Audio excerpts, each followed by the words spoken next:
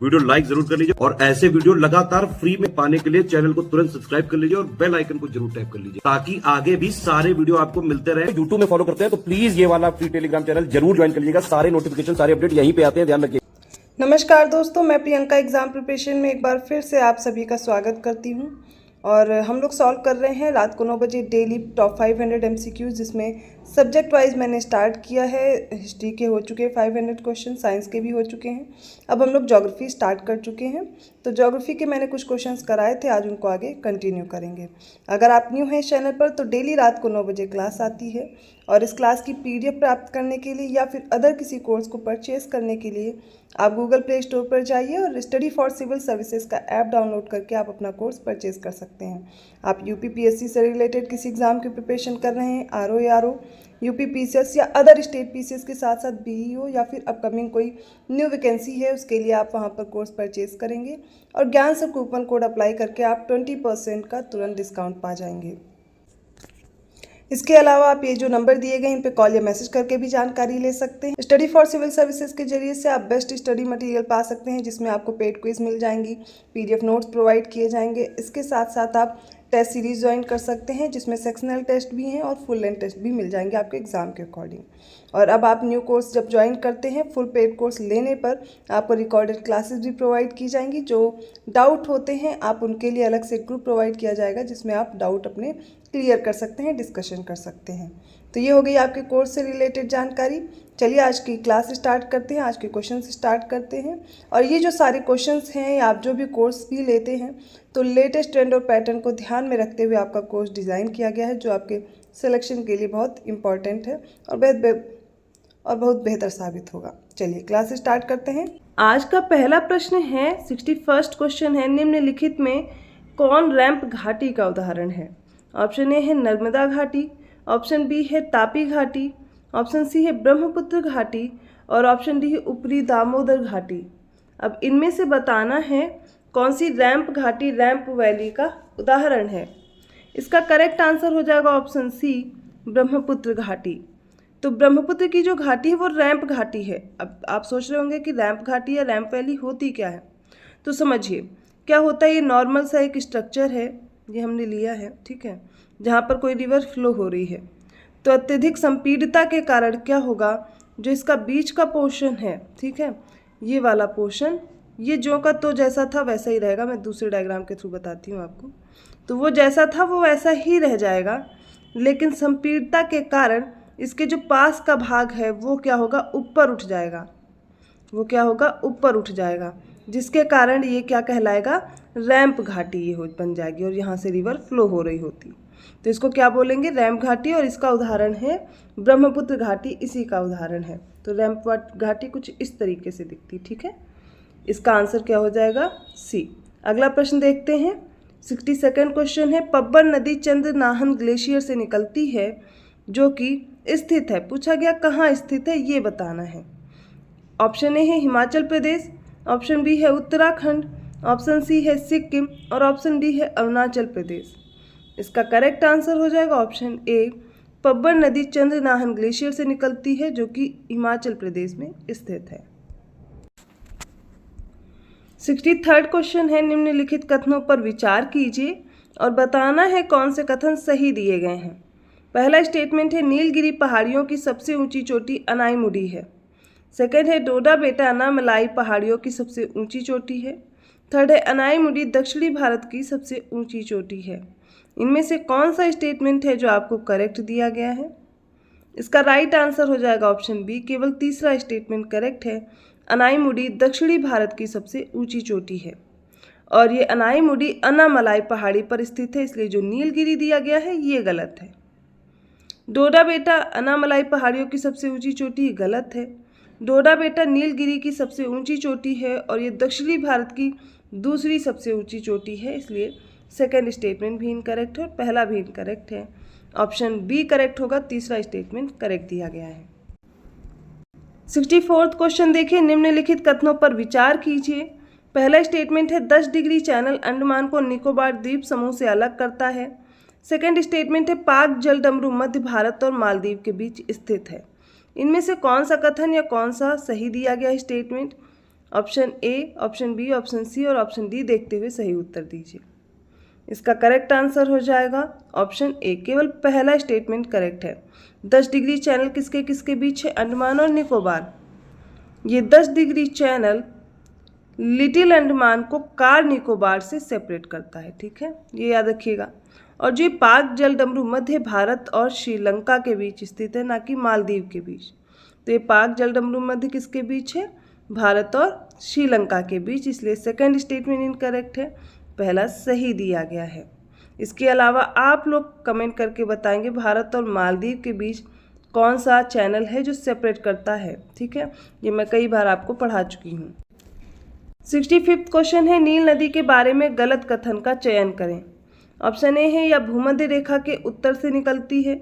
Option B है, अतबारा नदी नील की सहायक नदियों में से एक है।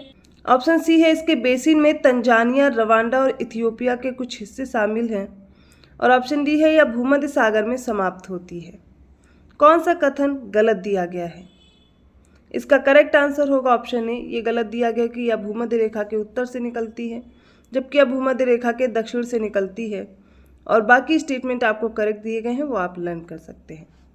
66वां क्वेश्चन है, प्रसिद्ध जलप्रपात अथिरापल्ली जलप्रपात और वज्राचल जलप्रपात ये किस नदी पर स्थित है? ऑप्शन ए है लुखा, ऑप्शन बी है लुनार, ऑप्शन सी है चलाकुड़ी और ऑप्शन डी है पेरियार। इनमें से करेक्ट आंसर चूज करके बताना है और इसका राइट आंसर हो जाएगा ऑप्शन सी, चलाकुड़ी नदी पर अथिरापल्ली और वज्राचल जलप्रपात स्थित हैं, इनको याद कर लीजिए। 67वां क्वेश्चन है, निम्नलिखित में से कौन सा पर्वत अरब सागर और बंगाल की खाड़ी के जल प्रवाह के बीच जल विभाजक का कार्य करता है? ऑप्शन ए है अमरकंटक, ऑप्शन बी है नीलगिरी, ऑप्शन सी है राजमहल और ऑप्शन डी है सतपुड़ा। इसका करेक्ट आंसर हो जाएगा ऑप्शन ए, अमरकंटक।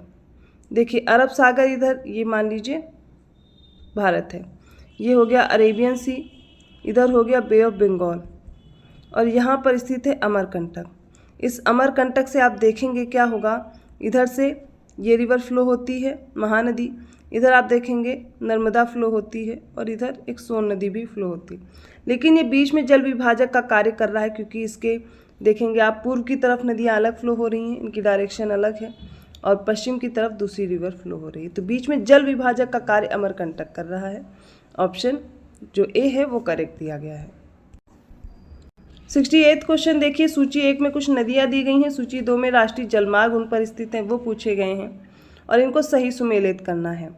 तो सूची 1 में जो नदियाँ हैं, गंगा, ब्रह्मपुत्र, तीसरी गोदावरी और कृष्णा दी गई है। ऑप्शन डी में महानदी और ब्राह्मणी दी गई है। राष्ट्रीय जलमार्ग में पहला राष्ट्रीय जलमार्ग है 4, दूसरा है NW1 और तीसरा है NW5 और जो फोर्थ है वो राष्ट्रीय जलमार्ग संख्या 2 दिया गया है। इनको आपस में मैच करना है और जो ऑप्शन दिए गए हैं इनका सही चयन करना है। चलिए इसका आंसर देख लेते हैं। तो गंगा पर स्थित है राष्ट्रीय जलमार्ग पहला नंबर 1, तो ए का हो जाएगा 2। ब्रह्मपुत्र पर स्थित है राष्ट्रीय जलमार्ग संख्या 2, तो ऑप्शन 4 हो जाएगा। इसके बाद गोदावरी और कृष्णा पर स्थित है राष्ट्रीय जलमार्ग संख्या 4। अगला जो हो जाएगा डी, महानदी और ब्राह्मणी पर स्थित है राष्ट्रीय जलमार्ग संख्या 5। यहाँ पर आप देखेंगे 2, 4, 1, 3 करेक्ट होगा, ऑप्शन सी राइट है। 69वां क्वेश्चन है, किसे छोटा तिब्बत भी कहा जाता है? Which is also known as little Tibet. Option A है झारखंड, ऑप्शन बी है महाराष्ट्र, ऑप्शन सी है गुजरात और ऑप्शन डी है लद्दाख। इसका करेक्ट आंसर है ऑप्शन डी, लद्दाख। अगला प्रश्न है, भारत के दक्षिणी पश्चिमी कोने में कौन सा राज्य स्थित है? Which state is located in the south west corner of India. South west कैसे हो गया, ये है नॉर्थ, ये है साउथ, ठीक है, ये है ईस्ट और ये है वेस्ट। अब आप देख लीजिए जो इस कोने पर स्थित है, इसमें केरल है, त्रिपुरा है, राजस्थान है और पश्चिम बंगाल है। इसका करेक्ट आंसर हो जाएगा ऑप्शन ए, केरल स्थित है साउथ वेस्ट में, साउथ वेस्ट कॉर्नर मान लीजिए, या फिर आप इसे दक्षिण पश्चिम कोना कहेंगे। 71वां क्वेश्चन है, ओणम का त्यौहार किस राज्य में मनाया जाता है? केरल, त्रिपुरा, राजस्थान या पश्चिम बंगाल। इसका करेक्ट आंसर ऑप्शन है केरल में। 72वां क्वेश्चन है, विश्व की सबसे गहरी खदान किस देश में स्थित है? ब्राज़ील, अमेरिका, दक्षिण अफ्रीका या फिर श्रीलंका। इसका करेक्ट आंसर होगा ऑप्शन सी, दक्षिण अफ्रीका में विश्व की सबसे गहरी खदान स्थित है। ऑप्शन सी करेक्ट है। 73rd क्वेश्चन है, पृथ्वी की त्रिज्या कितनी है? What is the radius of the earth? Option A है 7242 किलोमीटर, ऑप्शन बी है 6494 किलोमीटर, ऑप्शन सी है 5540 किलोमीटर या ऑप्शन डी है 6371 किलोमीटर। इसका करेक्ट आंसर हो जाएगा ऑप्शन डी, 6371 किलोमीटर त्रिज्या है पृथ्वी की। 74th क्वेश्चन है, सहारा के अल अजीजिया क्षेत्र में सर्वाधिक तापमान 57.7 डिग्री सेल्सियस किस वर्ष मापा गया था? ऑप्शन ए 1920 में, ऑप्शन बी है 1922 में, ऑप्शन सी है 1925 में और ऑप्शन डी है 1923 में। इसका करेक्ट आंसर ऑप्शन बी 1922 में। 75th क्वेश्चन है, जोहार आदिवासी किस राज्य से संबंधित हैं? ऑप्शन ए है महाराष्ट्र, ऑप्शन बी है मध्य प्रदेश, ऑप्शन सी है झारखंड, ऑप्शन डी है उड़ीसा। इसका करेक्ट आंसर होगा ऑप्शन सी, झारखंड में जोहार आदिवासी रहती है। 76th क्वेश्चन है, केरल में जो चीना वाला है ये किससे रिलेटेड है? ऑप्शन ए है फल, ऑप्शन बी है बर्तन, ऑप्शन सी है नाव या ऑप्शन डी है मछली पकड़ने वाला जाल। इसका करेक्ट आंसर होगा ऑप्शन डी, ये फिशिंग नेट है, मछली पकड़ने वाला एक जाल है जो केरल में चीना वाला कहा जाता है। 77th क्वेश्चन है, कृष्णाराज बांध कर्नाटक के किस नदी पर स्थित है? तो कृष्णाराज डैम आपको पता है कर्नाटक में है। यह कृष्णा नदी पे है, कावेरी पे है, यमुना पे है या फिर गोदावरी पे है? इसका करेक्ट आंसर है ऑप्शन बी, कावेरी पर है कृष्णराज डैम कर्नाटक में। 78th क्वेश्चन है, कावेरी नदी पर स्थित मेट्टूर बांध किस राज्य में स्थित है? ऑप्शन ए है असम, ऑप्शन बी है बिहार, ऑप्शन सी है कर्नाटक या ऑप्शन डी है तमिलनाडु। इसका करेक्ट आंसर हो जाएगा ऑप्शन डी, तमिलनाडु में कावेरी नदी पर मेट्टूर बांध स्थित है। 79th क्वेश्चन, भारत के पूर्वी तट पर स्थित है। ऑप्शन ए है महाराष्ट्र, ऑप्शन बी है केरल, ऑप्शन सी है उड़ीसा या फिर ऑप्शन डी है गोवा। इसका राइट आंसर हो जाएगा ऑप्शन सी, उड़ीसा भारत के पूर्वी तट पर है। पूर्वी तट आप जो ईस्ट साइड स्टेट लोकेटेड हैं उनको बोल रहे हैं पूर्वी तट पर, और जो वेस्ट साइड इधर वाले साइड पे होंगे वो क्या हो जाएंगे, वेस्ट साइड पे। तो ईस्ट में कौन है, उड़ीसा है। आज के सेट का लास्ट क्वेश्चन है, मिस्र किसके उत्पादन के लिए प्रसिद्ध है? ऑप्शन ए है आलू, ऑप्शन बी है कपास, ऑप्शन सी है मक्का या ऑप्शन डी है गन्ना। इसका करेक्ट आंसर हो जाएगा ऑप्शन बी, कपास के लिए प्रसिद्ध है मिस्र। ऑप्शन बी राइट है। तो यहाँ तक हम लोगों ने ज्योग्राफी के कुछ इंपॉर्टेंट क्वेश्चन देखे। आई होप समझ में आए होंगे। किसी भी क्वेश्चन में किसी प्रकार का डाउट है, इस वीडियो को लेकर के आपका कोई सुझाव है, आप मुझे कमेंट करके बता सकते हैं। इसके साथ साथ इस कोर्स की आपको PDF चाहिए, डिटेल एनालिसिस चाहिए, या डिटेल में कोई कोर्स आप पढ़ना चाहते हैं, आपका जो भी एग्ज़ाम है, अपकमिंग एग्ज़ाम से रिलेटेड जो कोर्स आप परचेज करना चाहते हैं, आप गूगल प्ले स्टोर पर जाकर के स्टडी फॉर सिविल सर्विसेज का ऐप जरूर डाउनलोड कर लें, क्योंकि लेटेस्ट ट्रेंड और पैटर्न को देखते हुए आपको फुल स्टडी मटेरियल वहीं पर प्रोवाइड किया जाता है। तो आप वहाँ पर ज्ञान सर कूपन कोड जैसे ही अप्लाई करेंगे अपने कोर्स में, आपको 20% का तुरंत डिस्काउंट मिल जाएगा। तो ऐसे ही क्वेश्चन के साथ मैं मिलती हूँ अगली क्लास में। आपको वीडियो को लाइक करना है, चैनल को सब्सक्राइब करना और लोगों को शेयर कीजिए, और मैं मिलती हूँ अब अगली क्लास में।